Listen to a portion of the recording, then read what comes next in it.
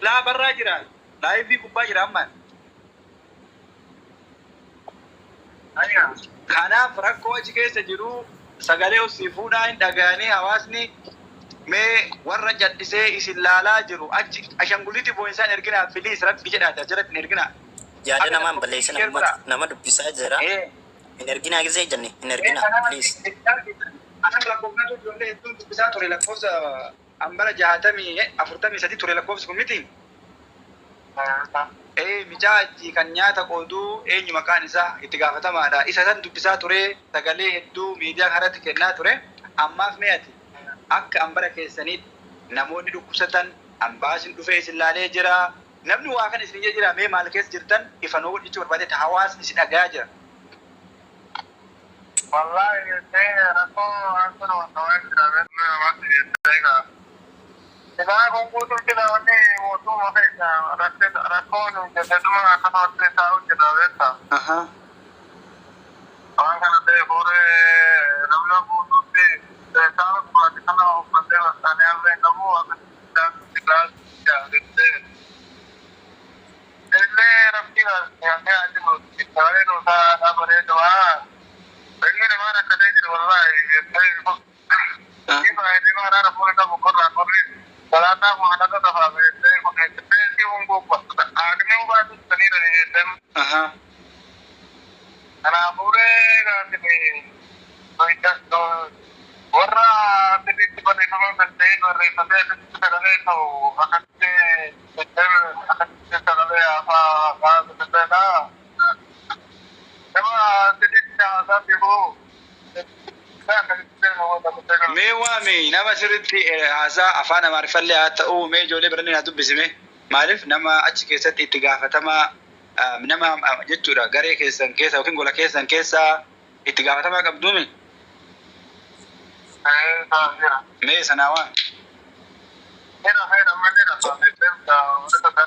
ayena sejin ijoollee biraa numaal barbaannee akka isin achi keessa dhaamsa keessan daruurii abbootii amantaa namni rakkoo keessan kana furuu danda'u mootummaa rabbi gaditti abbootii amantaati fi share godha jecha jira share godha dafa achi keessa osoo nu dubbachuu hin taane waan keessa jirtan miidhama namoonni dhukkubsatan jiru kana gartee dhibee asaasiyaatiin amma qabbanti as deemaa jira namni amma sa'aatii kanatti feestaala uffatee taa'aa jiru gaafa qabbanti tuni seente akkam akka ta'u rakkoo kana lubbuun namaa hedduu dabruudhaaf deemaa jirti isa kana lubbuu kan akka hin dabrine kan isin dhaqqabuu qabu rabbii gaditti olomaa'ota biyya keessaa ka biyya alaa mootummaa bifa jaarsummaati yoo ta'e isa kana kanaaf akka namoota kanaaf ergaa afaan keessan irraa kallattiidhaan dabarsatan barbaanna.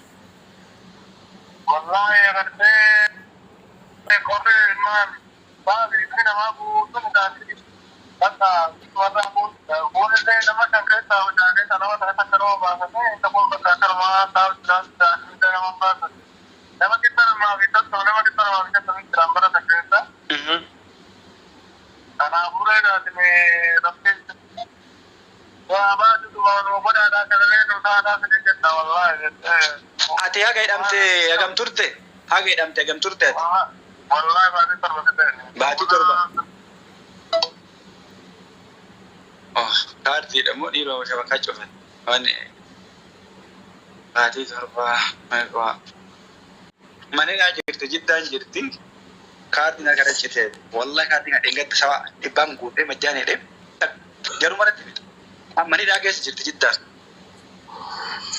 Yaa mee yeroo ijoollee tanniin dubbiftan dhiiroo namoota hedduu waan akka beellamaa taphni illee numa beellamaa geemiin adda addaan beellamaa.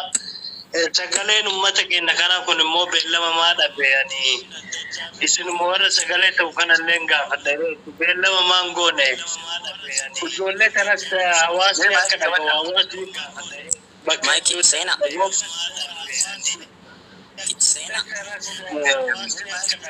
beellama illee goone irrallee hafamee jira. Mee maayii qabatu seenaa? Seenaa maayii qabatu. Ila beellama guyyaa kalee malee dheengadda yoo doomuru baadhee mooyeen as keessa jira mana isaati mana afuusa biratti diinitti beellamni godhamee eenyuun bira namni biraan deeme Okay. itti fufi. Beellamni mana tapha daddiinitti godhamee haga ustaazonni biyya keessaa ustaaza raayyaa akkasuma baabaa Shemeeroof as hedduu namoonni irratti argamuu jedhamee dhimma san akka inni kaansilii ta'ee ani irraan beeku waan irraan beekne dubbachuun natti ulfaata. Hedduu achirratti akka namni dhufee ijoollee bilbilaan finnee rakkoo achi keessaa akka dabarfatan hin goonenne sagantaa san eegaa dha'inee dhufaniif hin dhufne ani hin beeku. Mee sagantaa san mu'ee sirriitti quba qaba. Mu'ee mee dhimmi sun maal ta'e Abu Sabardiin hin dubbistee jirta. Sababni isaa maali rakkoo waan sanii? Eewwaa. Inni illee jechuudha waan san hanga danda'utti ol fuudhee jechuudha ulamaa'ota biraan isiniif hin gaajee viidiyoolee waraabee dhiyootu godha ijoolleen Saawud Arabiyaa jirtu wal jaaraa guyyaa silaa sagantichi kun galgala sa'a 10tti gaggeeffamutti markaza adda addaa ijoolleen itti barattu jechuudha hundumti hin cufamaa. Kanaaf saganticha kana isinummaa wal jaartanii jechuudha akka waan kana gaggeessinuu jedhee nu dubbatee jechuudha nutillee waan san itti xiyyeeffannee oofuu turre. Galgala jechuudha saayidaa sharamoo akkana maali seenee liiviidha yeroo seenu sanitti nama wayiitii wajji haasoo jira inni sanillee Saawud Arabiyaa keessa jiran fakkaate ulamaa illee haa ta'u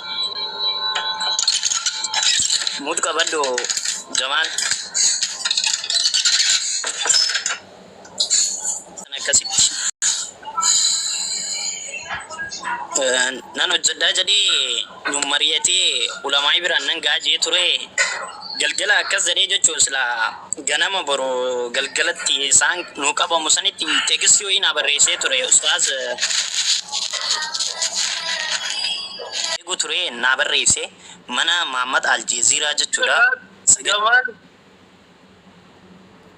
Sagaleen kun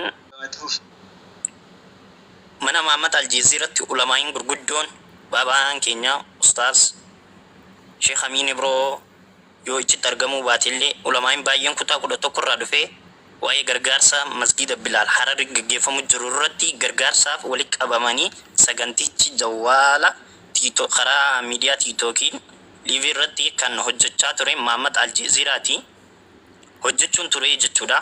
Dhaamsa koo kana dabarfadhee osoon hin xumuriin gargaarsaan of qabee dhaqeef jechuudha. Of qabee fi akkasii jechuudha sila ulamaa'onni waan kana akkam nuu godhuu qabdanii xiyyeeffannaa waan kana irratti akkami kan nuu qabdanii jedhanii gaafachuu ture. Kanumaaf dhuftee naan jedhe Muhammad Aljeeziraa jechuudha.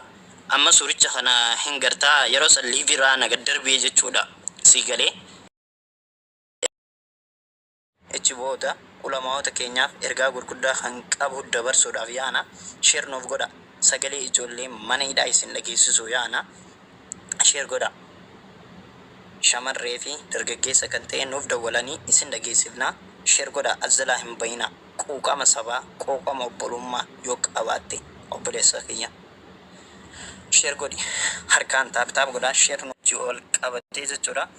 Ulamaa'in keenya baay'ee takka nu callisanii lafan nu laalaa jiranii mana ustaaz Abu Sabardiin illee dhayinee ergaa dabarfanii dubbiin keenya akka nama gidaara dha'ee as deebi'eetiin nuun jechaa jiranii saganticha kalees engadar qabamalleetti illee ulamaa'in keenya hundumti isaanii hin affeeramne mana Muhammad Aljeeziraa illee dhaqee jiran Abdurrahmaan Huseeniif ergaa koo gara dabarsuu irratti qeerroon uyyaamaa deemaati aliima qeerroo uyyaami deemi. Kanaaf jechuudha dubbii teenya jechuun lafa kaanii arra jechuudha ijoolleen kun galanni isaaniitii fi hayni isaanii ulamaa'ii fi beektoota bira jira. Inshaallah ijoolleen Saawud Arabiyaa keessa jirtan wal ijaaraa iyyaddaa abbaan iyyatoo wallaan namaa dirmataa jechaa jiranii iyyachuudhaaf lafa kaanii halkanii guyyallee hojjechaa jirra hin dhiifnu waa'ee ijoollee keenyaa. Kanaaf rakkina ichi keessa jiru yoo quuqama oromummaan qabaatiin namummaa qabaattee obboleeyyan kiyya obboleettii tiyya isinit dhagaama isin quuqa jechuu waa'ee ijoolleen ichi keessa ta'aa jirtu jechuu. Obboleessi keenya iskee amaan obboleessa caaltuu amaan arra jechuudha. Qaamaan biyya teekna keessaa jiraatu malee miilaan innillee mana hidhaa jira mataan isaa yaanni isaa hidha jira jechuu akkuma obboleeyyan keenya hidhaa jirutti. Kanaaf jechuudha waa'een ijoollee kana hedduu nama yaachisa hedduu nama rakkisa. Obboleeyyan keenya du'aa illee halkanii guyyaa godhaafii jira. Du'aa gaditti sagalee hin boo'ina. Ashaangulitti boo'ichaa numa fayyadamina. Qomateetiin boo'i malee hin boo'in jechuudha. Waan akkanaati sheer godhi. Sheer godhi akka dhufteen sheer godhi. Sheer nuuf godha. Samiraa Jawaar hin boo'in sheer godhi.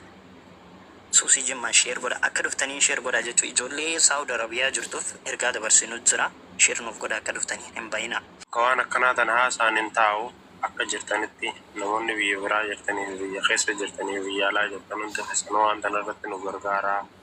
Ijoolleen maneedhaa iddoo rakkachaa jirti. Atilleen guyyaa rabbi ejjisi geessuun beeku waan ta'eef nama sagalee ta'uu fi nama waan akkanaa kana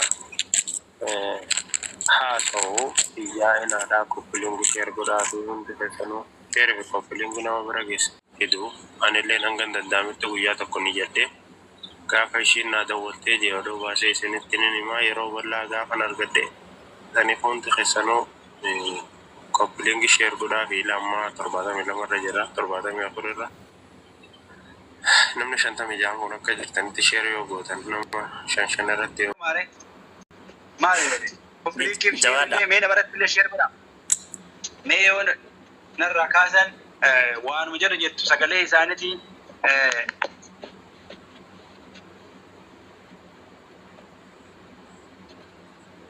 sheer nuuf godha.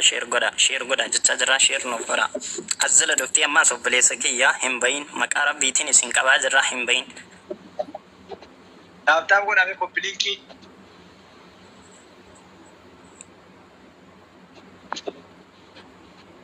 Halo, salaamu alaikum.